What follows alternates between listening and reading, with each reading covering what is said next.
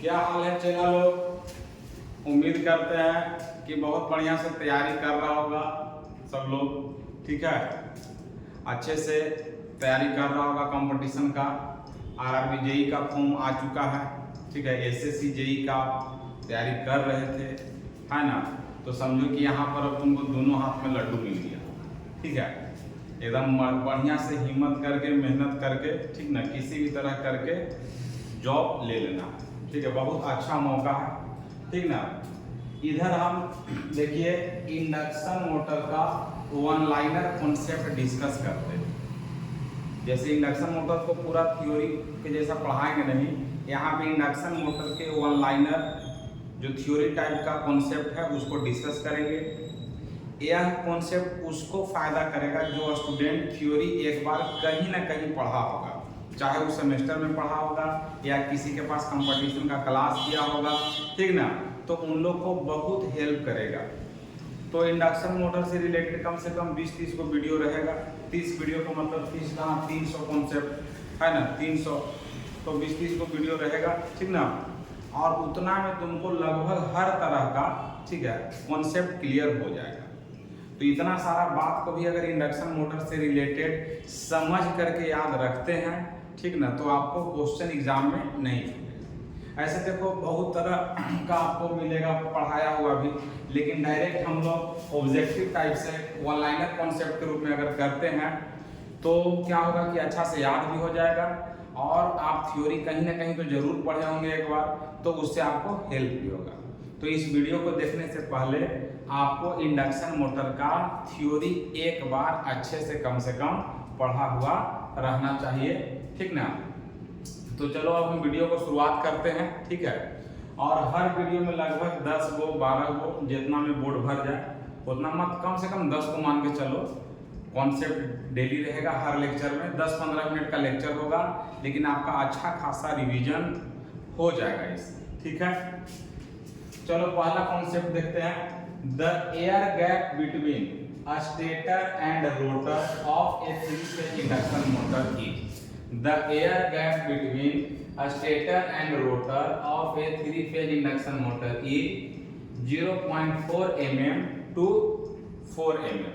मतलब एक induction motor में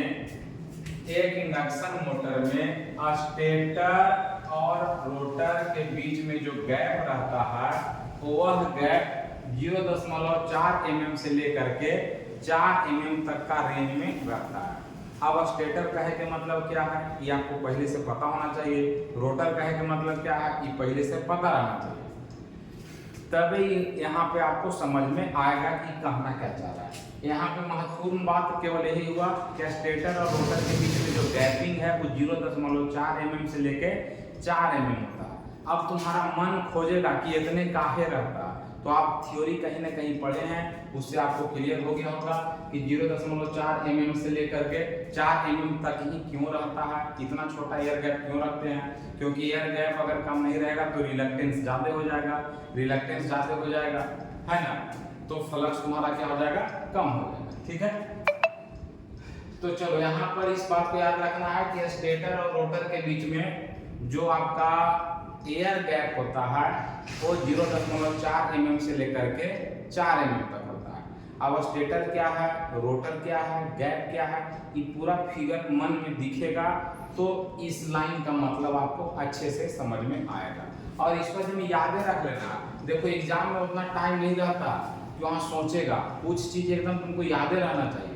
तो हम इसमें चीज़ बताएंगे जिसको हम समझ के याद रखें। थ्योरी से समझा हुआ है और ये सब याद रखेंगे तो एग्जाम में आपको समय बचेगा। ठीक है, अगला कहना if frequency increases then synchronous speed also increases. अब जैसे देखो ns बराबर सिंक्रोनस स्पीड बराबर ns बराबर होता है 120 f बाई क्या होता है p होता है। अगर फ्रीक्वेंसी बढ़ेगा तो सिंक्रोनस स्पीड बढ़ेगा कि नहीं बढ़ेगा, आराम से बढ़ेगा। तो तुम ये फार्मूला पढ़ा होगा, लेकिन इसी को हम थ्योरी के रूप में लिख दिए हैं, हम मान लो एग्जाम में इसे ही लिख दे, तो इसको समझना है। If frequency increases then synchronous speed increases. अगर फ्रीक्वेंसी बढ़ रहा है तो सिंक्रोनस स्पीड भी बढ़ता है ना, फ्रीक्वेंसी बढ़ रहा है सिंक्रोनस स्पीड बढ़ रहा है। ठीक है, उसके बाद है the rate at which flux cuts the rotor conductor is directly proportional to ns minus nr।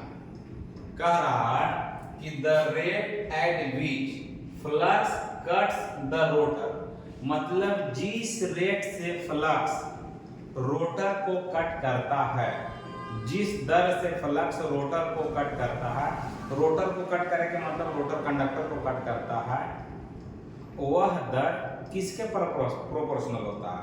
तो वह दर जो होता है वो ns माइनस nr के प्रोपोर्शनल होता है।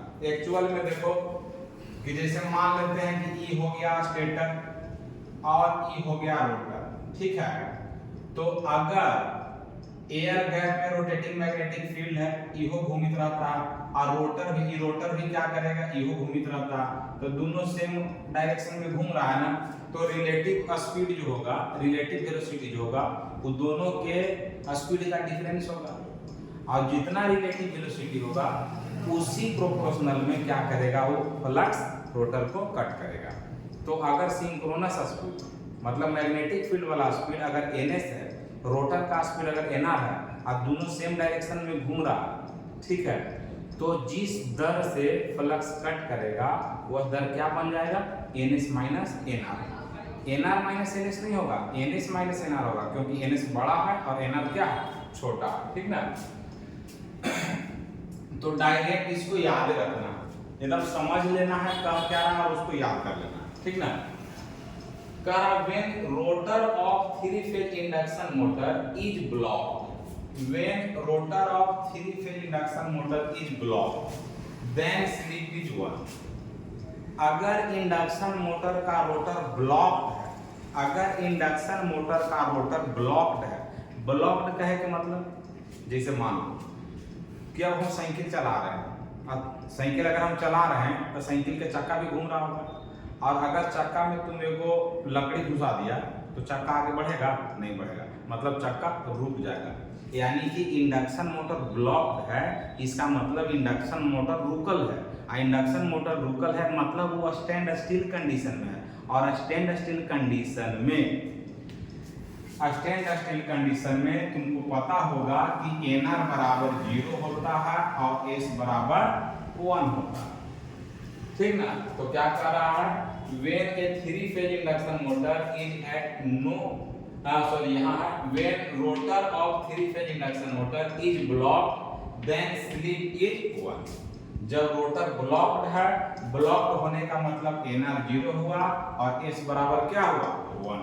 इस चीज को भी याद रखना, इस चीज याद नहीं रखना, समझ लेना, थ्योरी जैसा लिखा रहेगा तो याद भी मान के चलो कि कर लिया।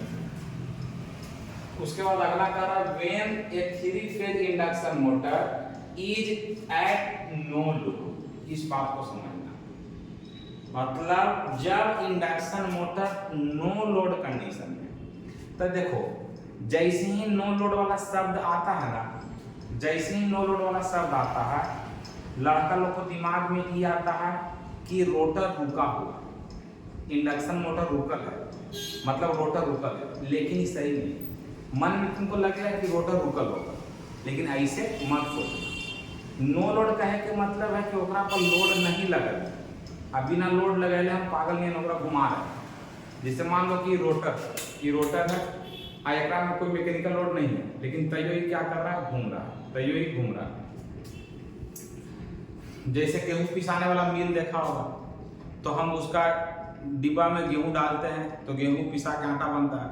अब हम गेहूं डाल भी नहीं रहे हैं और झूठो ग्राम चले ले जा रहे हैं, तो कोई मैकेनिकल लोड नहीं हुआ, वही सिचुएशन है। तो कह रहा है कि when a three phase induction motor is at no load, मतलब कोई लोड करो नहीं है, उसमें कोई लोड नहीं है, the slip is almost क्या होगा, 0 होगा। अगर इंडक्शन मोटर के रोटर पर कोई लोड न लगल है और अगर हम ओकरा घुमा रहे हैं तो उसका जो स्लिप होगा वो लगभग 0 होगा, 100% 0 तो नहीं होगा, क्योंकि 100% nr ns के बराबर इंडक्शन मोटर में नहीं होगा। जब तक मोटर के जैसा काम कर रहा तब तक नहीं होगा, पढ़ा होगा, ठीक ना। लेकिन हम लोग मान के चलते हैं कि 0 हो गया, तुम सवाल कर सकता है कि जब एनआर एनएस के बराबर होबे नहीं करेगा तो जीरो होगा कैसे, लेकिन वो इतना कम है, इतना कम है, इतना कम है कि लगभग उसको हम लोग अप्रोक्सीमेटली जीरो मान के चलते हैं, क्योंकि वो कोई एक फिक्स वैल्यू नहीं है कि उतना बोला जाए। तुमको एक फिक्स वैल्यू देगा, वो आओ ओकरो से करीब जीरो हो जाएगा, ओकरो से करीब जीरो हो जाएगा, तो ऑलमोस्ट जीरो माना जाता है, ठीक ना। तो ये ध्यान देना है कि अब जीरो कहाँ होता है, तो जीरो होने का मतलब है कि जो एनआर है वो लगभग एनएस के बराबर है, यानी कि जब लोड न लगल है तो ज्यादा स्पीड में चल रहा है, जब लोड न लगल है तो ज्यादा स्पीड में चल रहा है, और वही लोड अगर लग जाता है तो इंडक्शन मोटर का स्पीड हो जाता है कम, और जब इंडक्शन मोटर का स्पीड कम हो जाएगा उस समय स्लिप कितना होगा, तो 2% से लेके 5% तक। यानी कि इसी में अगर अगला कॉन्सेप्ट का बात करें तो फुल लोड कंडीशन में इंडक्शन मोटर का जो स्लिप होगा वो 2% से लेके 5% तक, ठीक ना। तो अगला कॉन्सेप्ट है the full load slip of A 3 phase induction motor is 2% to 5%, ठीक है। उसके बाद अगला नंबर का है the direction of rotation of field depends on phase sequence of supply voltage. ये कहने का मतलब क्या है कि जैसे मान लो ई हुआ स्टेटर और ई हुआ रोटर, अब स्टेटर को हम लोग 3 फेज सप्लाई देते हैं तो यहाँ आरएमएफ पैदा होता है, यहाँ आरएमएफ पैदा होता है, और यहाँ आरएमएफ किस डायरेक्शन में मान लो घूम रहा है, तो यहाँ तुम सप्लाई दिया है आर वाई बी सप्लाई दिया है, अगर इसको तुम कर दिया आर बी वाई कर दिया, मतलब किसी भी एक को बदल दिए तो फेज सीक्वेंस समझो बदल गया, मतलब आर वाई बी में से किसी दो को अदला बदली कर दिया तो समझो कि फेज सीक्वेंस बदल गया सप्लाई वोल्टेज का। और अगर सप्लाई वोल्टेज का फेज सीक्वेंस बदल जाएगा तो जिस डायरेक्शन में मैग्नेटिक फील्ड रोटेट कर रहा है वह डायरेक्शन भी क्या करेगा, बदल जाएगा। यानी कि मान लो कि जब आर वाई बी था तो ऐसे ही से घूम रहा है, तो आर बी वाई करेगा तो ऐसे ही से घूमेगा। डायरेक्शन बदलने का मतलब या तो क्लॉकवाइज था तो एंटी क्लॉकवाइज होगा, या एंटी क्लॉकवाइज था तो क्लॉकवाइज होगा, है ना। अब अगला नंबर में है 3 phase wound rotor. 3 phase wound rotor are also called as slip ring rotor. ये कहने का मतलब है कि इंडक्शन मोटर में 2 प्रकार का रोटर होता है, एक स्क्वायरल केज रोटर, एक स्लिप रिंग रोटर। तो स्लिप रिंग रोटर का ही नाम क्या है, तो स्लिप रिंग रोटर का ही नाम है वुंड रोटर। जैसे बहुत जगह पे एक ही चीज का 2 नाम रहता है ना, तो मान लो स्लिप रिंग के नाम से फेमस है और एग्जाम में वुंड दे दिया तो तुम कंफ्यूज हो गया कि वुंड का मतलब स्क्वायरल केज वाला कि वुंड का मतलब स्लिप रिंग वाला। तो एकदम क्लियर कट क्रिस्टल क्लियर रहो कि वुंड के मतलब कौन वाला था, स्लिप रिंग वाला, ठीक ना, ठीक है। तो वुंड रोटर का एक मतलब स्लिप रिंग वाला रोटर। और क्या करा, generally winding of wound rotor, मतलब स्लिप रिंग वाला जो रोटर होता है उसमें जो वाइंडिंग होगा वह वाइंडिंग स्टार कनेक्टेड होता है।